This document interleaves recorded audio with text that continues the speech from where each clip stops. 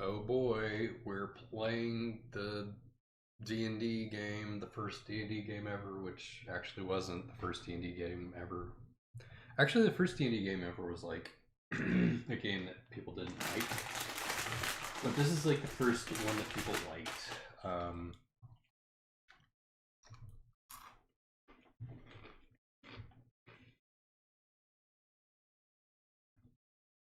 It's like the one that really counts, you know? So you're expected to like read the manual, like cover to cover, and the journal cover to cover before you even start playing the game. Um, so does that mean I'm actually playing a video game by reading a PDF?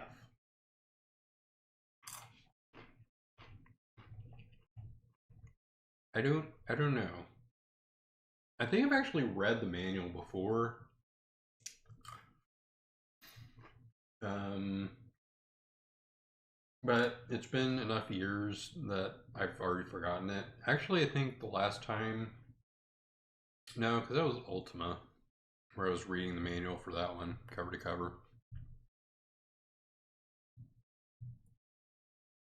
I don't think I've actually read this one cover to cover.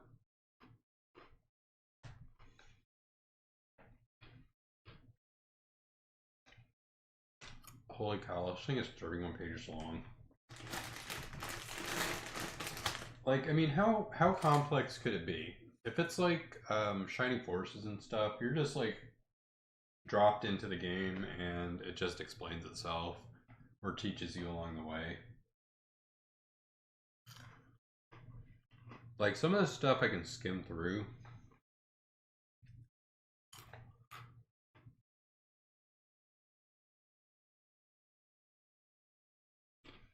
Welcome to the official Advanced Dungeons. So you've got to play all of the games in order before you play Baldur's Gate 3. That's how it works.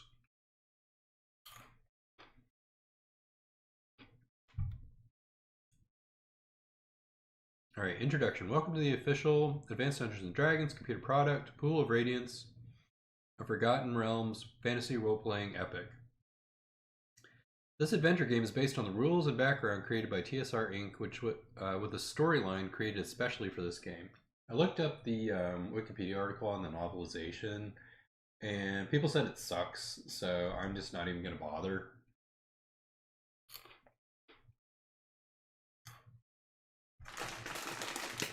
Because life is too short to be playing crappy games and reading crappy books. The Pool of Radiance adventure begins in the ruined city of Flan. Not to be confused with the, like, isn't it like corn pudding? On the northern shore of the Moon Sea, where adventurers from the civilized nations are trying to rebuild this once proud city. Your adventurers start out as beginning characters at the first level of experience and can advance to higher levels as they help bring back Flan to its former glory. Alright, so the adventures, I'm just skipping through parts that aren't really important because I don't want to read every sentence. I probably should though, just for people with sight impairments, vision impairments. What comes with this game? In addition to the game discs, you should find 4 other items in your game. The rule book, this is what you're reading. If you have gameplay questions during the course of the game, refer to this book. So does that mean the book is part of the video game? Because they're saying you should find 4 other items in your game. So I guess the box is the game, and just the books in it are parts of the game. And the game is part of the game, of course. The Adventurer's Journal. This contains background and introduction to the Forgotten Realms and the scenarios, plus maps, rumors, and stories that may be true or false. It also contains appendices, tables, and reference information to help speed gameplay. Well, I have very little time, so that would probably be helpful. You will confirm the true rumors and expose the false ones during the game. I think I've read this already. The Quick Start card. This explains how to start the game, make menu choices, and indicate items using your computer. It also lets you get right into the game without having to read through the rules. So I should probably start with a quick start guide and then expand out my knowledge from there. I see a reference card, manual. Wait, okay. Hang on, let me check GOG real quick.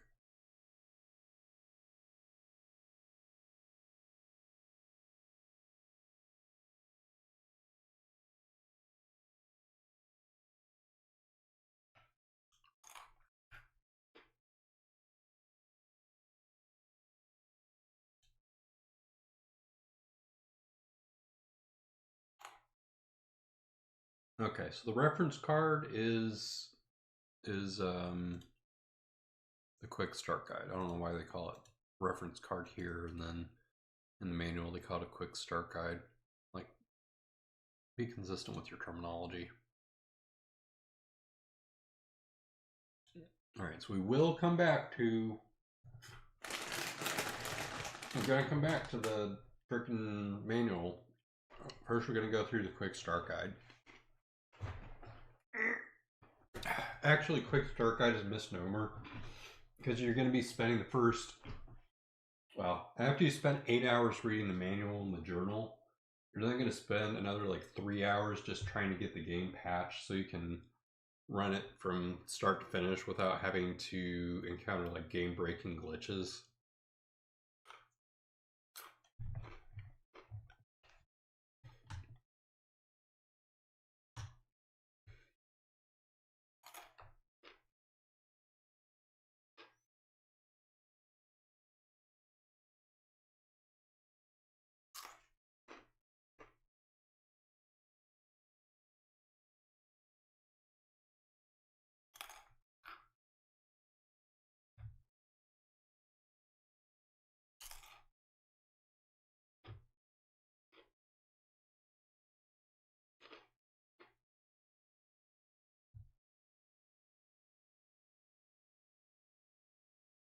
What does that mean? A shop selling arms and armor is located at 811. I guess those are coordinates?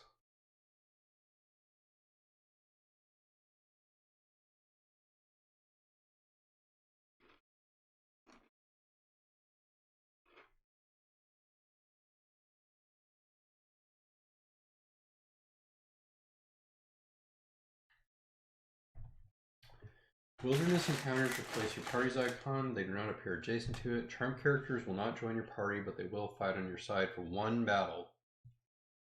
Evil clerics turn undead. They do not charm them onto your side.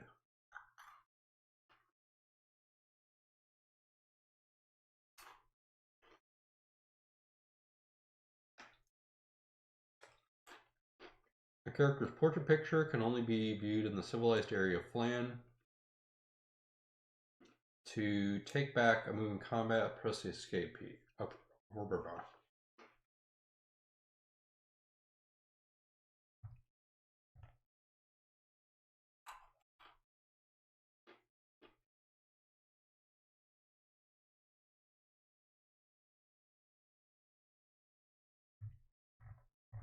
Okay, so we didn't really learn anything from the quick start guide.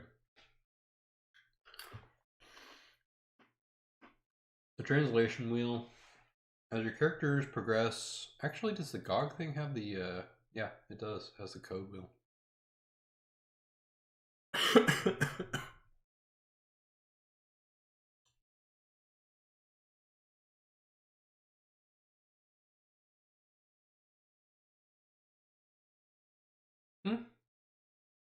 It's an EXE.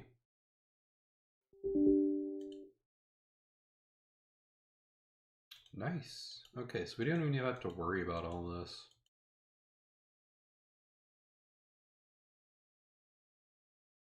It's just kind of a program that lets you do the thingy.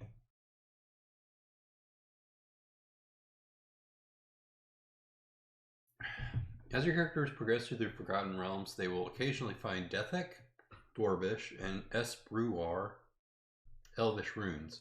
The wheel is a method of translating those runes into English words so you can understand them. Like, I don't know when they started referring to English as common.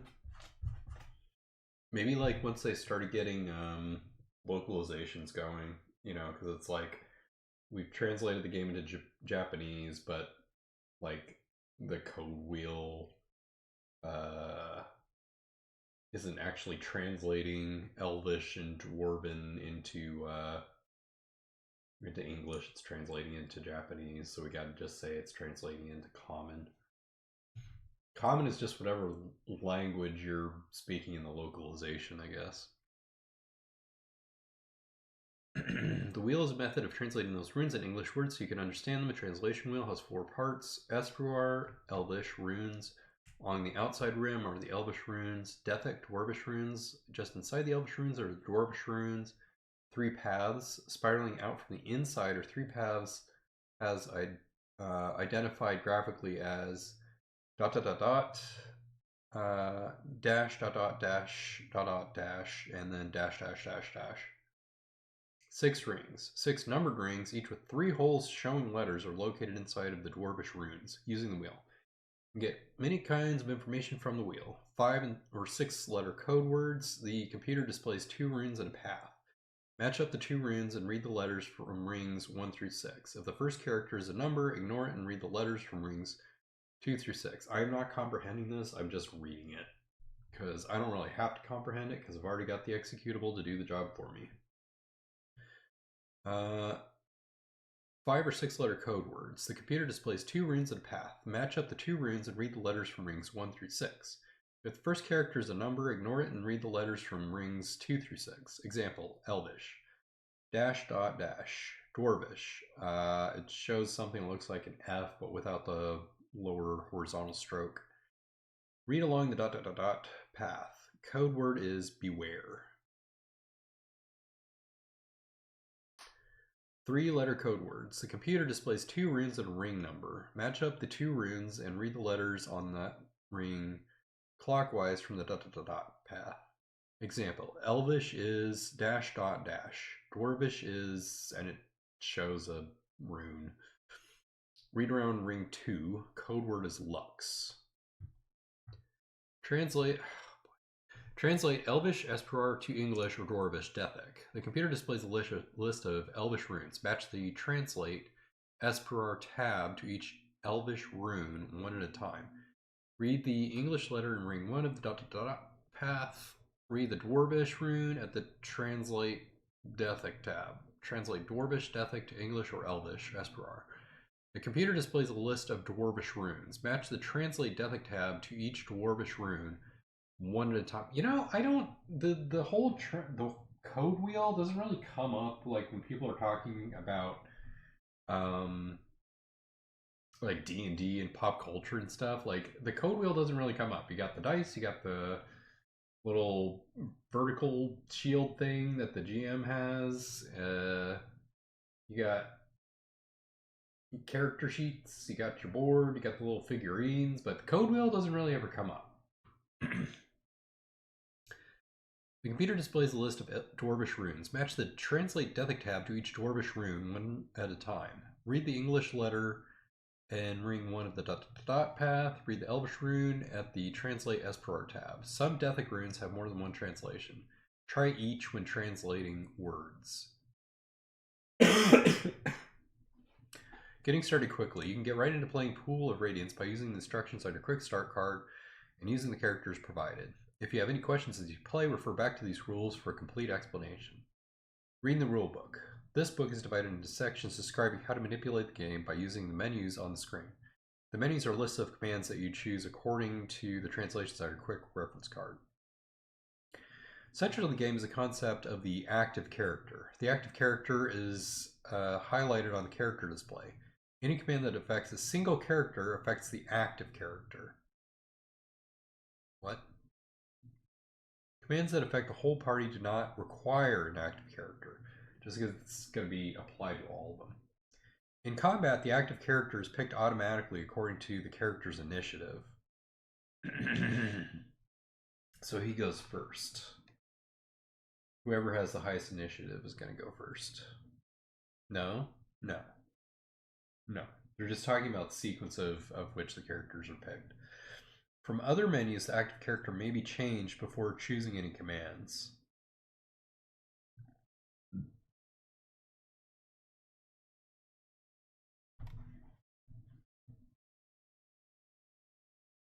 Okay, so outside of combat, you can choose the active character.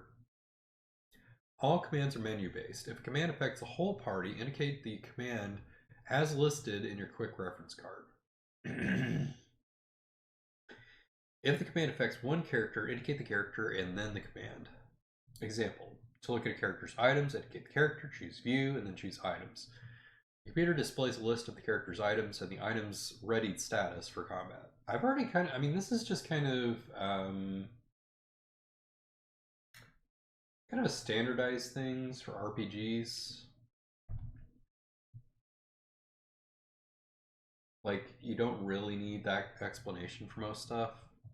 Alright, menus are displayed either vertically or horizontally. Vertical menus are used to make a choice of someone to act, such as a member of an adventuring party, or something to act upon, such as one item out of several carried. If there are more choices that will fit on the screen at one time, you can change pages using next and previous commands. So, page up and page down keys. Horizontal menus are lists of commands giving the options of what the character can do and what you can do to the character. Interesting. When space permits, each horizontal menu is preceded by the menu title. This is set off by a colon and is not an option on the menu. I think some of this is going to require me firing up the game in order to understand the context. Menus are shown with their title and each command in the rules. As an example, the encamp menu contains commands for save, view, magic, rest, alter, pool, and exit. It is shown as encamp menu. Encamp, save, view, magic, rest, alter, exit. Alter, not as in altar that you like pray before. Alter is in to change.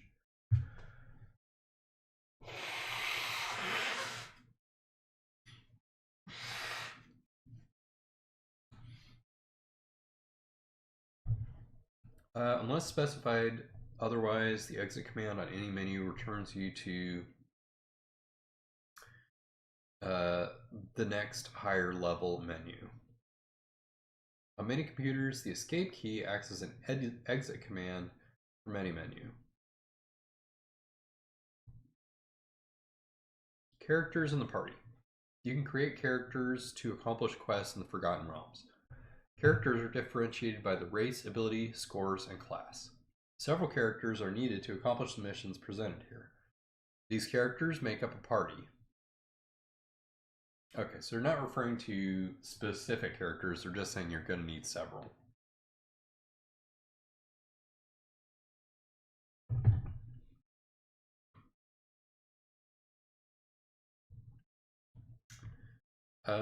These characters make up a party.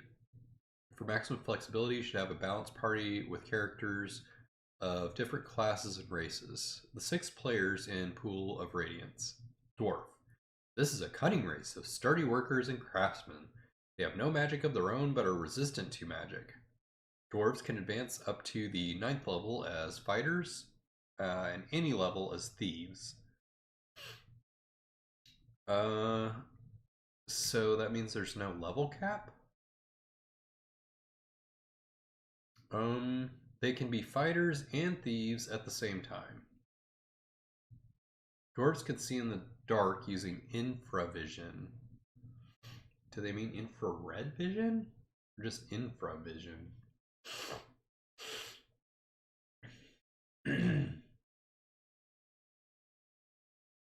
Elf. This is a long-lived race. As tall as humans but slimmer. They could be fighters, magic users, thieves, fighter magic users, fighter thieves, magic user thieves, and fighter magic user thieves. They can advance to the 7th level as fighters and 11th level as magic users and any level as thieves. I notice wizards aren't in here, or sorcerers.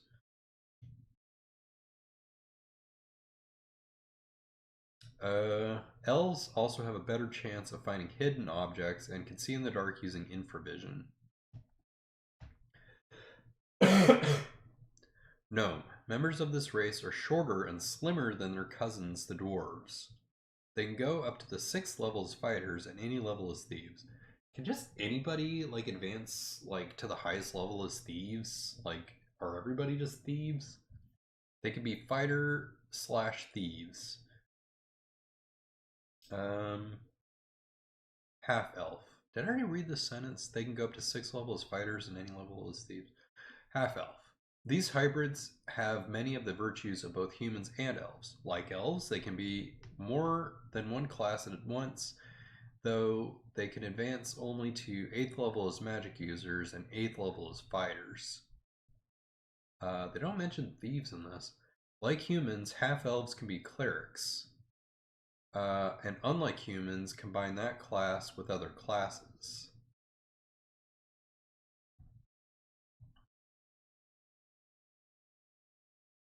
So they can be clerics, magic users, and fighters.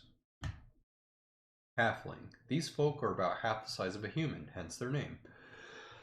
Because they couldn't be hobbits, because they got sued. Halfling. These folks are about half the size of a human, hence their name. They have little ability with magic, but are resistant to its influences. They can be fighters, thieves, and fighter thieves. They are limited to becoming 6th level fighters, but have no limits as thieves. Humans. This is the most common player race in Forgotten Realms. They have unlimited progression as fighters, magic users, clerics, and thieves. I don't know which one's best. I'm just gonna pick one of each. Ability scores. The computer randomly generates the ability scores that every adventurer has. There are 6 ability scores. All have the sum effect on the play of the character. Ability scores are based on a range from 3 low to 18 high. So you can just like go to the config, I'm sure, for each character and just set everything to 18, and then just your race doesn't matter, your class doesn't matter, none of it matters. It just that to me is just boring. Like I'm in it to play a game. I'm not in it to just kind of operate the game like it's an abacus.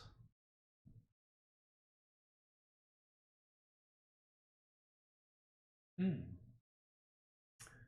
looking at my ceiling fan. My ceiling fan doesn't work, and I'm wondering if it has to do with the wiring of it.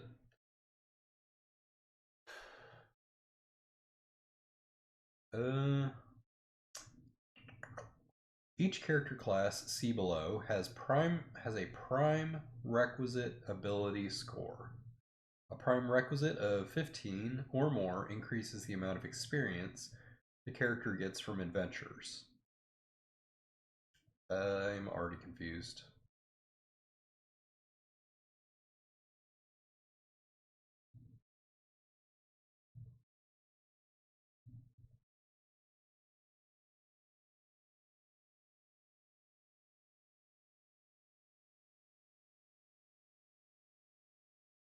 Like, I guess just you're biased in favor of certain stats for each race. No, for each class, okay. Strength. Strrr. This is the measure of how much a character can carry and how much damage he can do in a fight. The prime requisite for fighters is strength.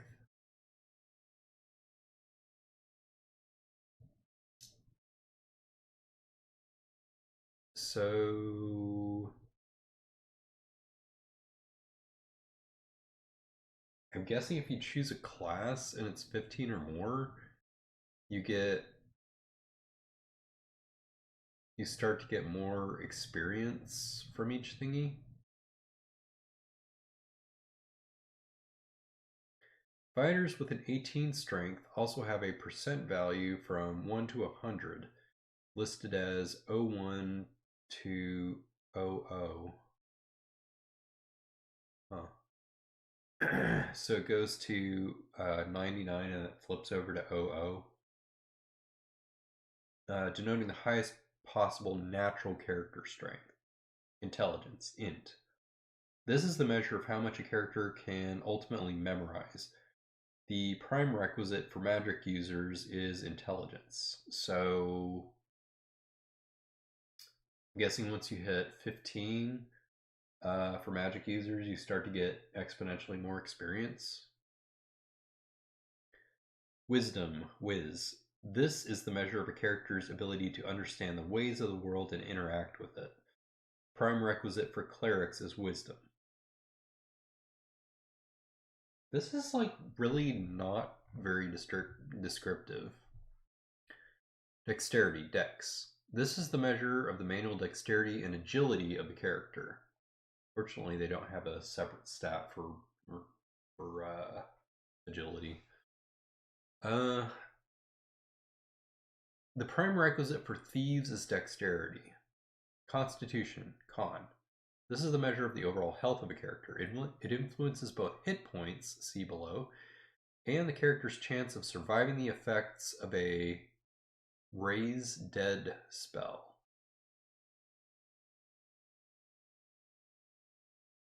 Guess I'll talk about that later. Charisma, Ka. This is the measure of how well the character interacts with other characters. It is sometimes a factor when the character has an encounter with non-playable characters usually called NPCs. Each character also has two other important values, hit points and experience points.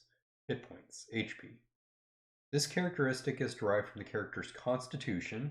He gains a bonus to his hit points per level if his constitution is over 14.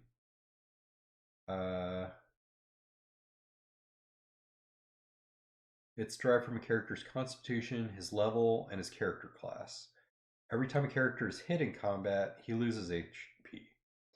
A character with many HP can survive far longer than a character in combat with few HP. Once a character reaches 0 HP, is unconscious and may be dying or dead, depending on how much damage he has taken. So I guess he can go below 0 HP. Experience points, XP.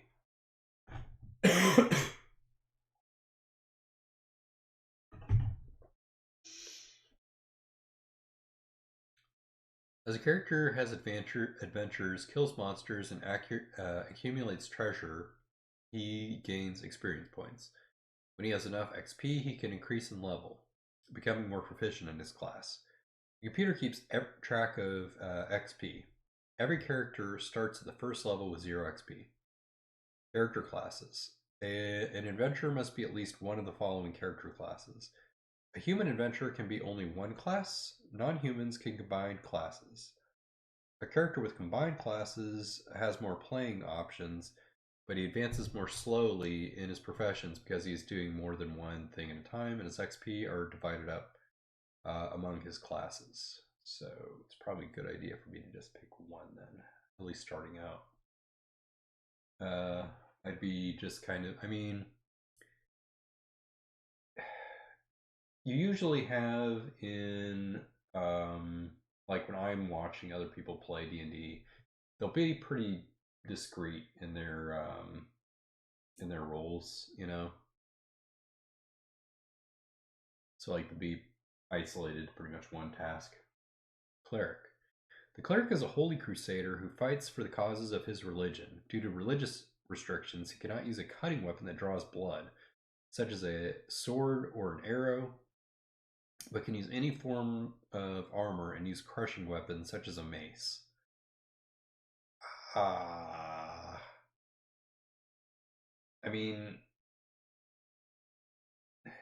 If you hit somebody with a hammer, they're going to bleed. Not just bruise. People squish.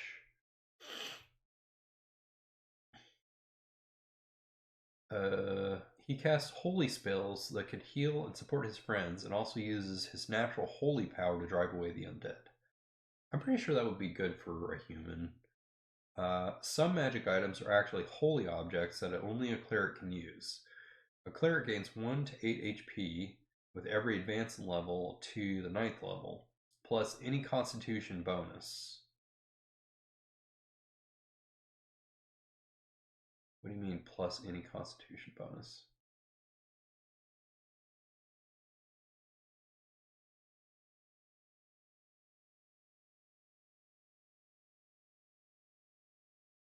Why don't they just say a constitution bonus? I don't know. I'm giving up on that. From 12th level on, he adds 2 HP per level without constitution bonus. So you can probably game the system, to make it so you get 8 HP every time. Like you could use save scrubbing to make sure you get like 8 HP every time. Game the gambling mechanic there. Fighter. The fighter can use any form of armor or weapon, including magic ones, but most other magical items, and all magical spells are beyond him.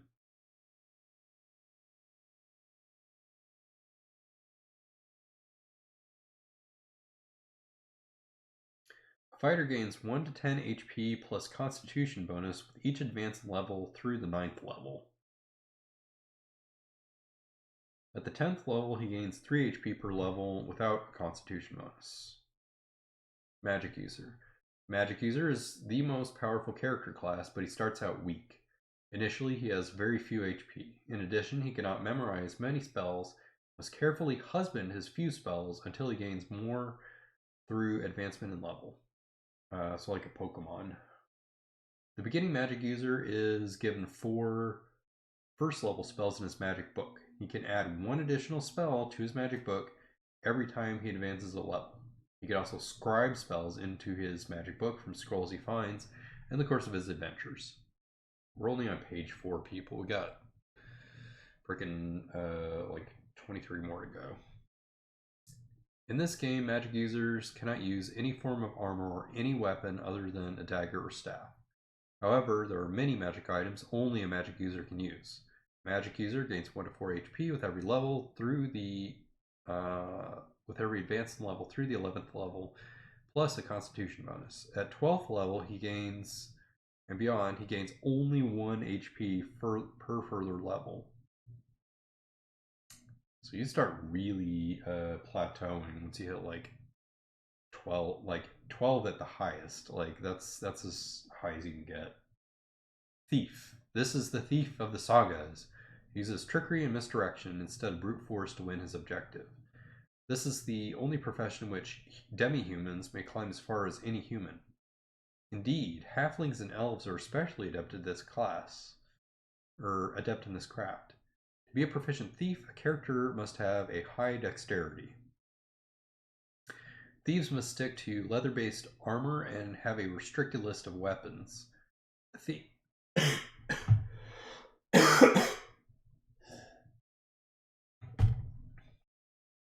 The thief gains 1 to 6 HP. I keep getting a scratchy throat. Eventually, once my throat runs out of throatness, I'm just gonna concentrate on trying to get the game to work. So I don't have to talk. A thief gains 1 to 6 HP with every advance in level, plus constitution bonus through the 10th level. They gain 2 HP without constitution bonus per level thereafter. Multiple classes. Non-human races can be sometimes be a combination of classes. For a character is more than one class.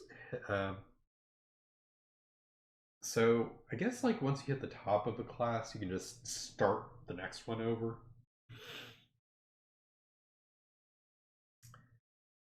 When a character is more than one class, his HP per level are averaged among the classes involved. However, his experience is split between the two classes,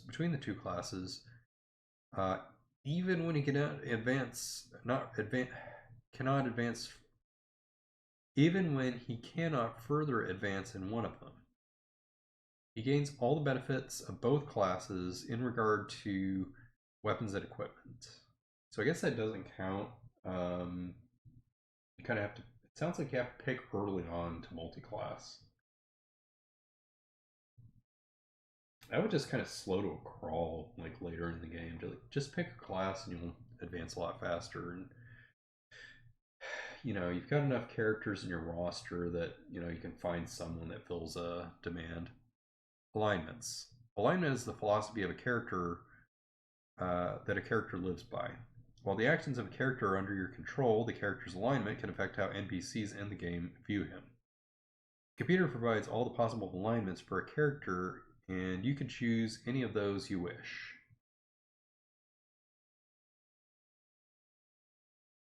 Yeah, I'm probably just going to be lawful good if I can, because that's the most vanilla thing that you can get. Lawful good. Followers of this alignment strictly interpret law and order, but they use these principles to bring all the benefits to the society. Lawful neutral. Followers of this alignment view regulation as all important, taking the middle road between good and evil. I think they mean moderation, not regulation. Regulation kind of suggests law and order. Lawful evil. Followers of this alignment believe in the rulership of the strong and the enslavement of the weak. That sounds familiar. Well, except for the lawful part. Neutral good. Followers of this alignment believe there must be some regulation in combination with freedoms if the best is to be brought to the world. True neutral. A follower of this alignment believes that everything must be kept in balance, law and chaos and good and evil, to maintain world harmony. Neutral evil. A follower of this alignment considers law and chaos to be minor considerations as long as evil is brought to the world. Chaotic good. Followers of this alignment value randomness and freedom, but also value life and individual welfare. Chaotic neutral. Followers, I might do chaotic good.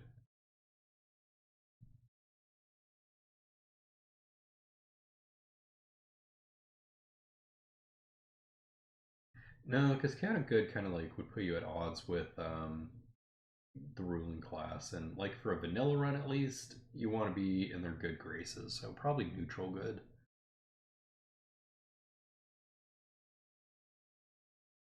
I mean, for purposes of like outside of the game, I'd be chaotic good.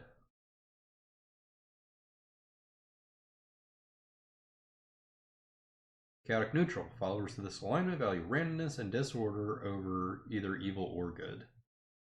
Chaotic evil. The chaotic evil character disdains law and order, kindness, and good deeds.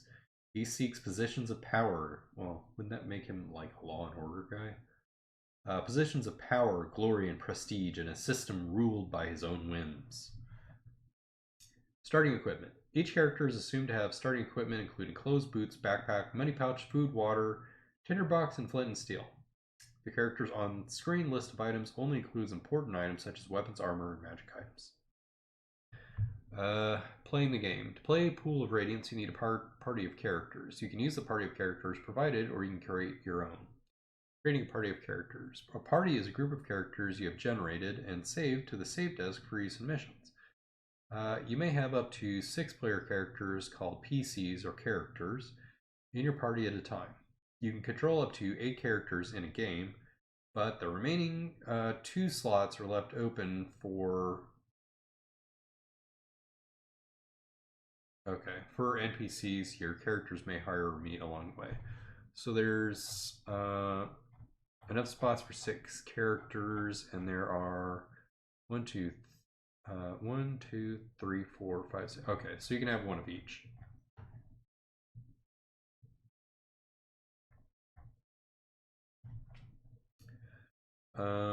When starting a game, the first screen you see is one with positions for the vital information about the characters in the party and a menu with all the ways of putting together an adventuring party. This is the party creation menu. Party creation menu. create new character, drop character, modify character, train character, view character, add character to party, remove character from party, load save game, save current game, begin venturing, or and exit to DOS. The following describes the results of using each command. Create new character. This is the opportunity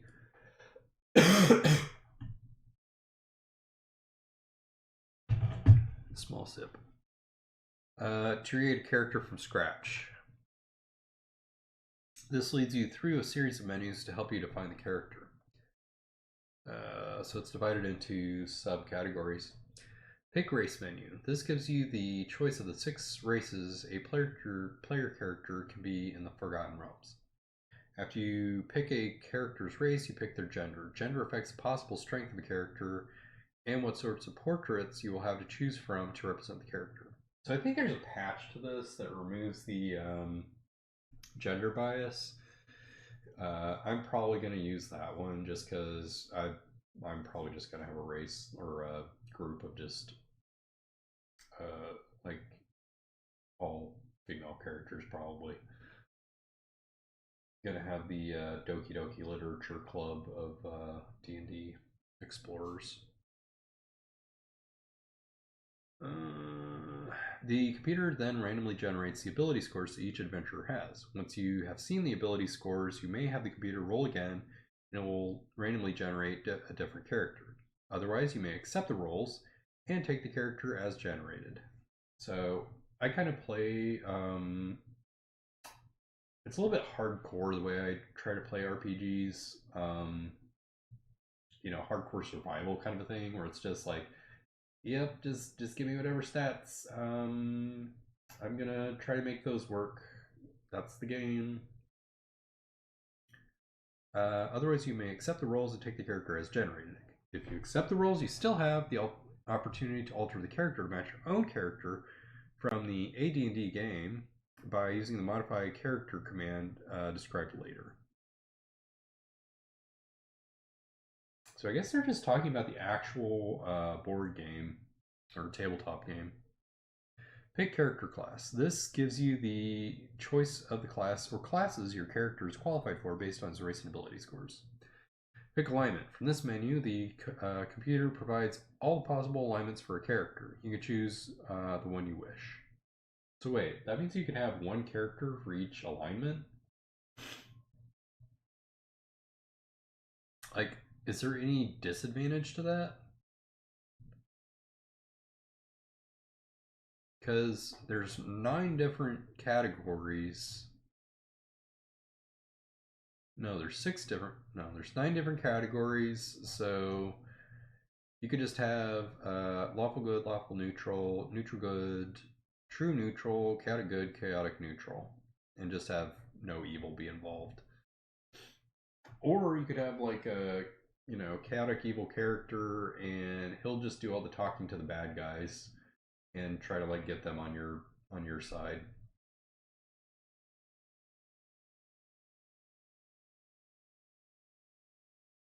Name character. Your choice of name for a character is entirely up to you.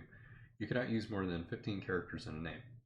Peter displays the complete character screen and gives you a chance to save the character.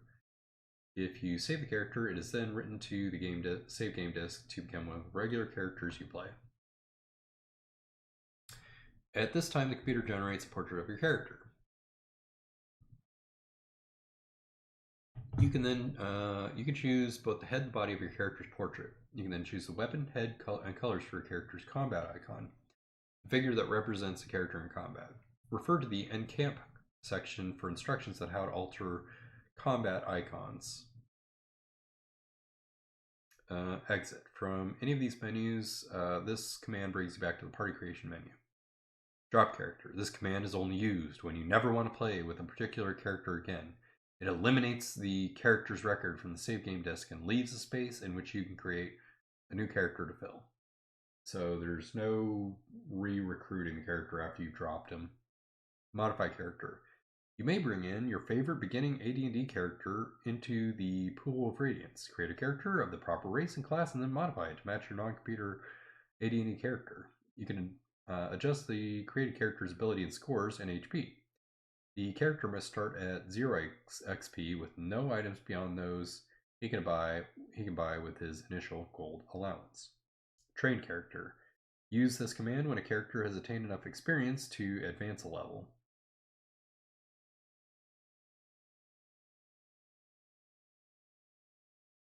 Okay, so you actually have to go back to base to level up a character. The computer asks who to train and checks the current XP of the character. If he has sufficient points, the character subtracts the cost of the training from the character's current money, and the character advances a level. This takes no game time. So you have to pay to advance a level.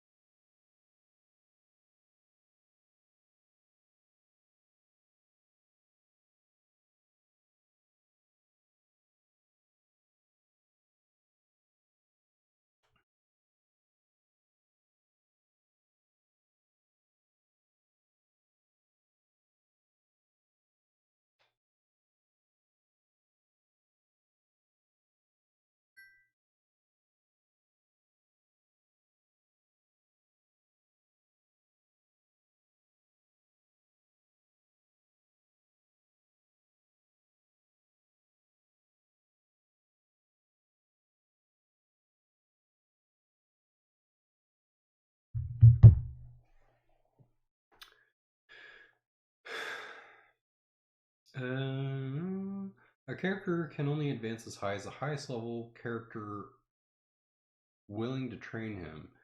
In the training hall of Flan, the maximum limits are 8th level fighter, 9th level thief, and 6th level cleric and magic user. So I guess you have to go to some other town in order to train up higher. View character. This allows you to view a character as described under that heading below. Add character to party. This command allows you to pick party characters from previously used characters that are on the save game disk. Remove character from party. Since a party may include 6-player characters, you can use this command to write a character to the save game disk, and then substitute another with the add character to. What's different from drop character? To write a character.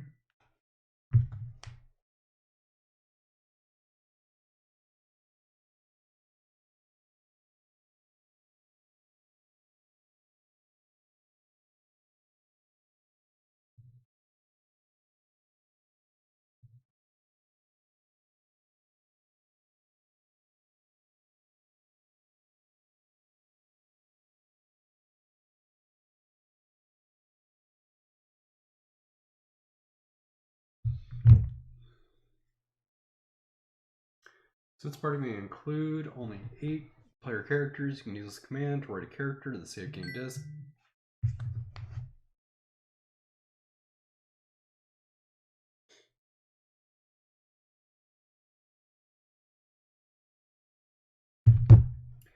A character, no, read that already.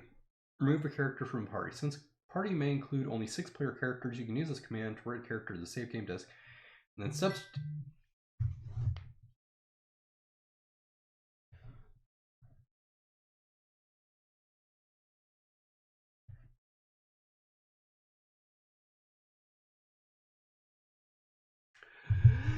Remove character from party.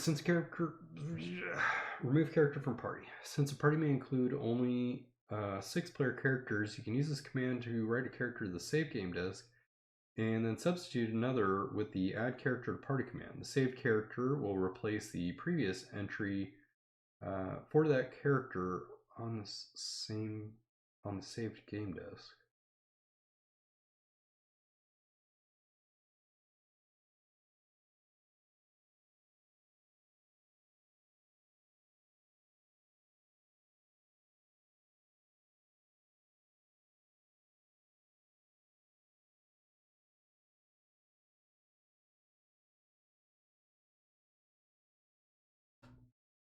I don't know what that means. I guess that just means like you're storing them for later use. Like remove character to from party, like just saves it for later, and add character to party lets you restore one. Load save game. This command brings up a previous adventuring party from the save game disk. Save current game. This command puts the group you are currently constructing onto the save game disk for future reference. And then some versions will allow you to exit the game. Begin adventuring. When your party is ready to go, use this command to return to the game. Follow the on-screen messages to get you back into the game, and you're ready to go with your new party of adventurers, non-player characters, NPCs. In the course of the game, the party can run into many characters controlled by the computer. They may talk to the party, attack the party, and even offer to join the party. These are known as non-player characters, or NPCs. There are 3 kinds of NPCs. Those you can hire at the training hall to adventure with your party, filling in the 2 slots possible in a party that you cannot fill with player characters. So I guess you can't have like 1 player character and then 7 NPCs. I think you can only have 2.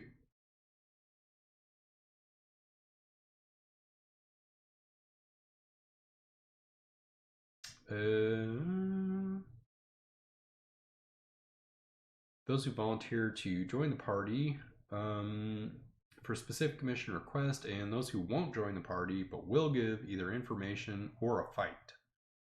So they join the party and then fight you.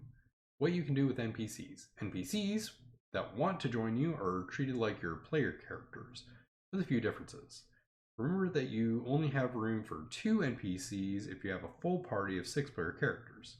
Oh, well, that answers my question. During an adventure, you may find NPCs that you want to add to your party. You should seldom have more than 7 characters in your party, so there's room to add the NPC. So I guess you would just try to have like 1 NPC at a time. The computer commands NPCs in battle. They have morale. If things are going badly for the party, they may run, even if you don't want them to.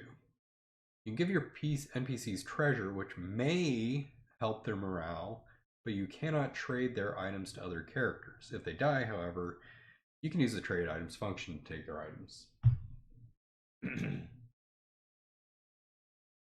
Loyalty. NPCs can also be traitors insinuated into your party, depending on the way your adventure goes. They can spy on you, give information to your enemies, and even turn on you in battle. NPCs can be a big help, but don't trust them in every situation.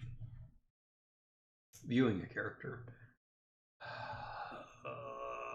We're not even a third of the way through this. Viewing a character. The character screen. The character screen appears whenever you use the view command. Character screen displays the character's name, race, and age. It also displays his alignment, character class, and ability score. The current wealth of the character is also shown. Initially, the computer generates a random number between 30 and 180 in gold pieces, which the character can use in buying his equipment. Later, as a character accumulates wealth through his adventures, there are several entries on the screen showing copper pieces, CP, silver pieces, SP, electrum pieces, EP, gold pieces, GP, platinum pieces, PP, gems, and jewelry. The value of coins are listed in the appendices. The value of gems and jewelry vary and are found when they are appraised. The screen also shows a character's current level, his earned XP, and his current HP. If the HP are highlighted, then the character has taken damage that has not been healed. The number shown is his current HP, not his normal HP. Once a character has healed all the damage, the number reverts to normal, and I think that means the highlighting would go away. The armor class is shown as AC. The lower the AC armor, the lower the AC number, the better the armor. Then it shows a character's ready weapon and what armor he is wearing. This is then followed by the character's 2-hit AC 0.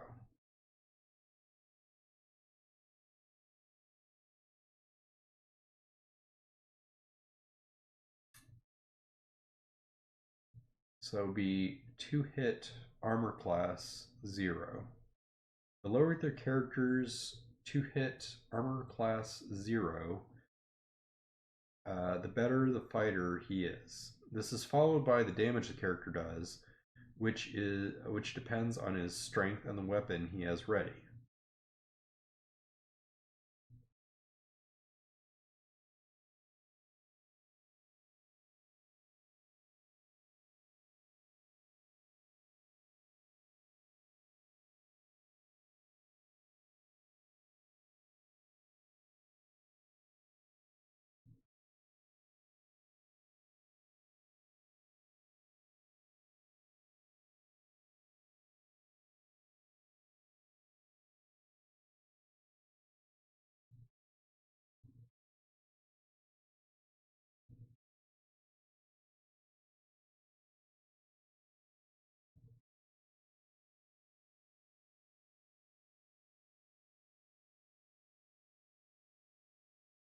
I would think that only affects like defense.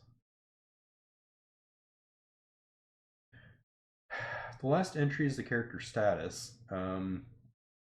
This is an indication of the current health of the character. The character status can be okay. The character has positive HP and can move and fight normally.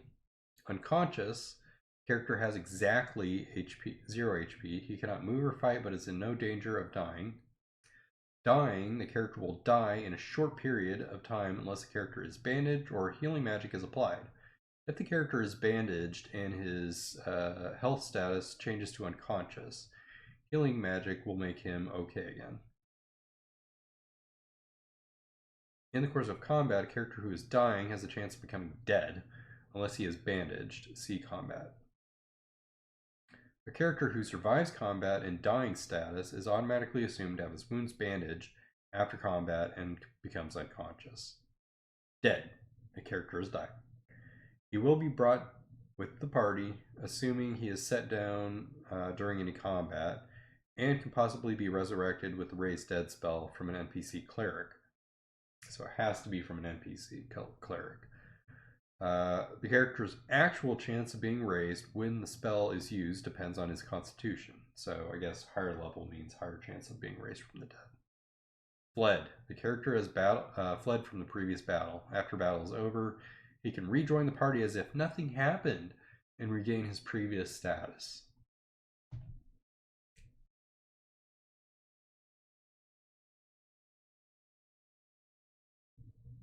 Gone. A character has been destroyed by Dragon Flame, a disintegrate spell, or some other form of total destruction. He cannot be raised from the dead. So he's just gone. View options. To inspect the active character, choose the view command. This brings up the view menu. View menu. Item spells. Trade, drop, and exit. Items. Using this command allows you to see what items the character is carrying. The character's items and their combat ready status are displayed. An item that is not ready cannot be used. Not all commands in the item menu are always available. Item menu. Ready, use, drop, trade, drop, have, join, sell, ID, and exit.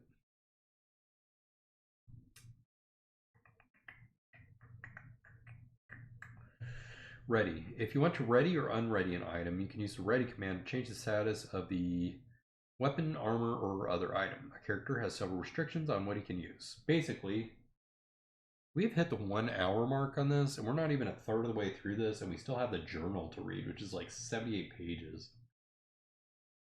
A character has several restrictions on what he can use. Basically, he cannot use more than 2 handheld items at once. Therefore, he cannot have ready a sword, shield, and a bow at the same time. So I guess he could do sword and shield or shield and bow. Arrows are assumed to be in a quiver and can be readied at all times, though they cannot be used unless a bow is ready as well. Oh.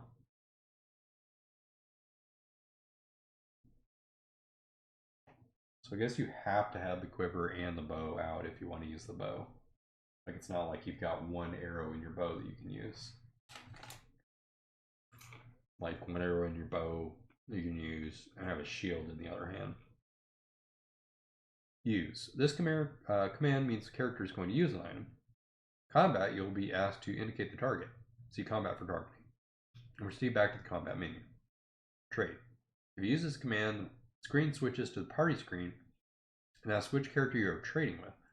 Indicate the character in the screen switches back to the item screen. Indicate which item. You can trade multiple items in one transaction. Is to go to the other character and the item disappears from the trading characters list and reappears on the item list of the receiving character. Remember that an NPC does not give up an item once he has it unless he is dead. So that's one way to change the alignment of your character. I guess, maybe, possibly. I don't know if actions actually affect your alignment. I mean, you act like a completely lawful good character the entire game, even though your alignment is chaotic neutral or chaotic evil. Like, I don't know if your actions actually affect anything or if it's just once you've set that thing, that's how you present yourself. Drop. If this command is used on an item, the item is gone. It cannot be retrieved. Do not do this unless you're willing to give the item.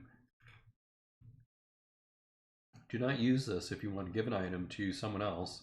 That's what the trade command is for. So if you drop it and it's just sitting there at your feet, you can't pick it back up. Halve. Multiple items such as arrows often combine onto one line, such as 42 arrows. Have creates 2 lines, each with half the number of items, such as 2 lines each with 21 arrows. Only items like arrows that are shown as several items on one line can be halved. So I guess that's helpful when you're like trying to trade items between characters. Join. This is the opposite of halve. If you have several lines of arrows or a similar item on the item screen, you can use this command on one line and all similar lines that are joined with it. The number of items shown is the total number, of the numbers in all the former lines. No more than 250 of an item can be joined on one line. Note, the ready status, yes or no, of the item depends on the line that all others are joined with. Sell. This command is described under the shop menu. ID. This command is described under the shop menu. Spells. This is a listing of what spells magic user or cleric has memorized and is ready to cast. See magic menu. Trade. This command is used when you want a character to transfer money from one character to another. Indicate which character you're trading with and then indicate which coins and how much are going to the other character. The coins disappear from the trading characters list and reappear on the money record of the receiving character. Why do you not just have a pool of money? This command is used on money. The money is gone. It cannot be retrieved. So again, you drop it, set your feet, can't pick it back up. There's just no such thing as dropping a coin and picking it back up. See a penny, don't pick it up. All day long, you won't have good luck. After you create your party, you appear in the civilized section of Flan. The party is ready to begin adventuring. Missions. Flan is a very dangerous place. The civilized nations are only now gaining a foothold. You can wander around town, run across dangerous situations, or report to the City Council of Flan. It will assign the party missions and give rewards when missions are completed. Initial missions are local in nature. Later ones are more ambitious to match both your increased expertise and their opinion of you. Flan is split into two sections. The civilized section is controlled by the settlers, and the uncivilized section is controlled by the monsters. After you clear all the monsters from a block, the settlers move in and become civilized. Points of view. As you move around the town and the wilderness, there are 3 different points of view: 3D, area, and wilderness. 3D. This appears within the adventure menu anytime you are in a town, underground, or in any other built-up area. It shows a view of the surrounding areas as seen by the party. It only shows one direction at a time, so you must rotate the party using the directional commands. See the adventure menu to see in each direction. At the same time, the screen shows what compass direction the party is facing and the coordinates of their location in the current block. So I guess you can look one way and move another. Area. This option is given in the adventure menu when the 3D view is shown on the screen. This view shows the position of the party and an overhead view of the surrounding area. It can only be obtained in a 3D view. It does not appear in the wilderness. There is no real detail, just the position of all major obstructions such as walls, trees, water, etc. A cursor shows the position of the party. Wilderness. This screen shows when the party is traveling in the wilderness. It displays an image of the party moving through a map-like wilderness. It shows the area around the party for 2 moves in each direction. If there's an encounter in the wilderness, an image of the encountered monster appears next to the icon showing the location of the party. You'll be given all the usual options for the encounters. See encounters. Blocks. Most adventures take place in 1 or more blocks of 16 squares by 16 squares. The party moves from block to block by moving in a long corridor with a low ceiling. Stairs and caves with low ceilings may also move the party from one block to another. Time in the party. From the moment the party begins its adventures in Flan, the clock is ticking. The longer it takes a party to complete a mission, the harder it becomes. What? How does it increase the difficulty? Moving around.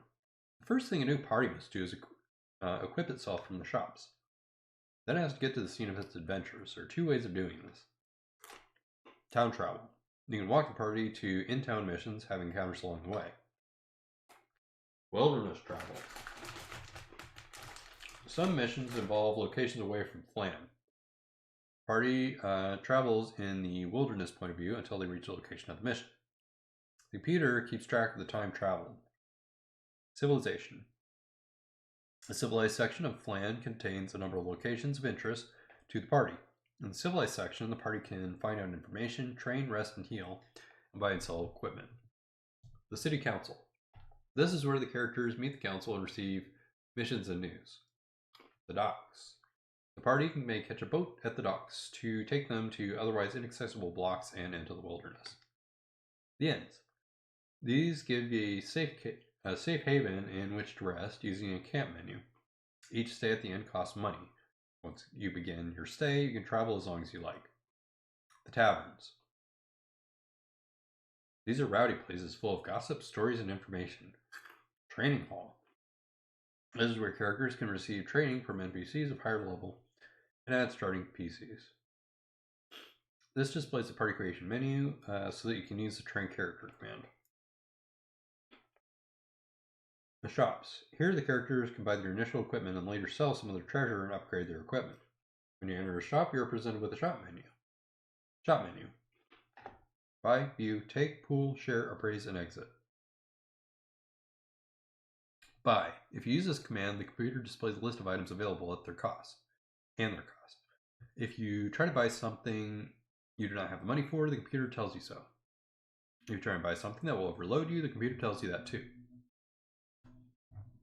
How much longer is this? Okay, I'm only going to read the rest of page 12, and then I'm going to stop. Because this is boring. It's not really a video game. I mean, it's kind of a video game, but it's not really. View. This is the same screen as shown for the command and other menus, with the addition of the appraise command in the view menu, and the sell and ID commands in the items menu. Sell. Use the cursor to highlight any item you want to sell. Shop will make you an offer, and you can either sell or not. If you decide to sell, the screen asks you one more time to be sure, and then the item is gone. The shops in Flan are very busy. No item sold to the merchant remains for long. If you sell an item, it won't be there when you get back. ID.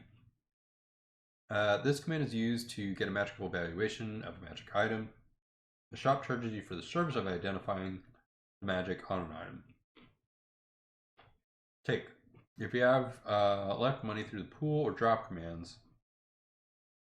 Oh. Well. That's weird. Because it sounded like they were saying that once you drop it, it's gone. Yeah, I dropped an oyster cracker.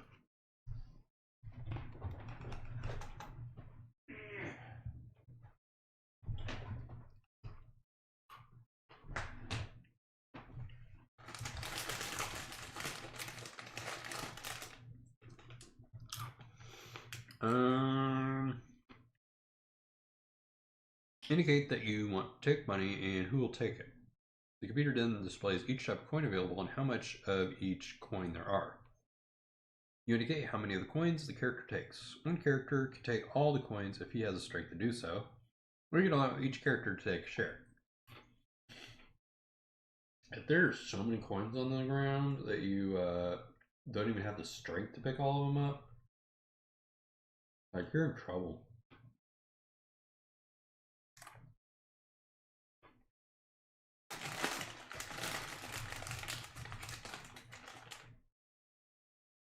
If you try to pick up more than the character can carry, the screen displays a message saying the character is overloaded and will not allow any more coins to be put on the character. Remember, carrying lots of coinage that shows a character slows a character down in combat. Pool. This command makes all the party members drop all their money into one pool of money.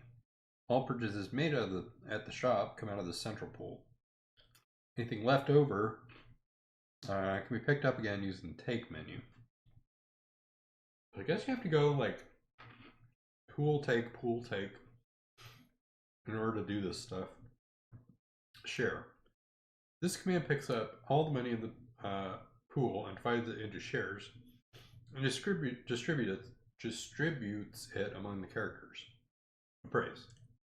This is used in shops to get an appraisal of any gems or jewelry the character has.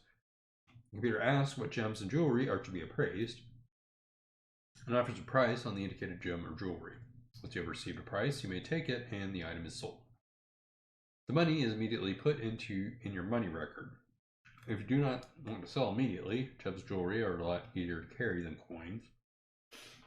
If gems and jewelry become items and go from the money record on the character screen to the items list, and can be sold off of that list like any other item. The temples. The temple will cast clerical healing spells for a price. When you enter the temple menu is presented. Except for heal, the commands on the temple menu are the same as those on the shop menu. So I guess it doesn't really matter which one you go to, like for some of these. Temple menu, heal, view, take, pool, share, appraise, and exit. Heal. This command displays a list of the healing spells that the clerics will cast. Indicate the spell you want to cast. The computer displays the cost and asks you to confirm that you want them to cast a spell. The cost of a spell may vary depending on the recipient and circumstances. Alright, the next section is the adventure menu, and that's on page 13. I'm not going to read that right now just because I think it's going to be another hour and 15 minutes. Let's see. It's probably going to be 2.5 hours before I finish reading just the manual.